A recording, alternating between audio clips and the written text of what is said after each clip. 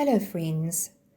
We have a few interrupted school weeks behind us and we now need to get ourselves and our learners back on track and into classroom and learning mode.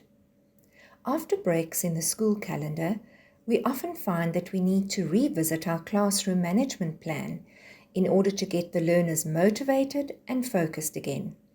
No doubt there'll be a few learners that need a lot more encouragement than others. It's not a bad time to take another look at your classroom rules to remind the learners what is expected of them. I read on an education blog recently that the more teachers are in control of their own emotions, the more it allows them to be mindful of the learners and to manage their classroom effectively. I certainly found this to be true for myself.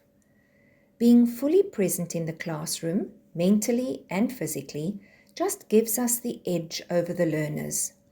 Not only does it allow us to pick up the learners who are at risk of falling through the cracks, but it also makes classroom management easier. We all know that children learn so much from watching others. This is a great opportunity to model the behavior that you are expecting from the learners. I find it useful to use non-verbal communication. For example, I choose a spot in the classroom where all the learners can see me. I stand still but make eye contact with them and have a neutral expression on my face. I wait for them to quieten down before I proceed with the lesson. It might take a few attempts to get this strategy to work, but the children soon get to understand what I'm expecting of them. It also helps me to stay calm and keep my own emotions in check. Good classroom management results in learners not having the time to become disruptive and to behave inappropriately because they're kept busy.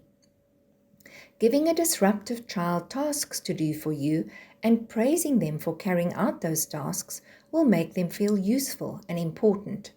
Hopefully they'll realize that their inappropriate behavior is not making you happy, and they'll start behaving in a way that will please you. Looking after yourself and making sure that you are feeling emotionally strong is crucial.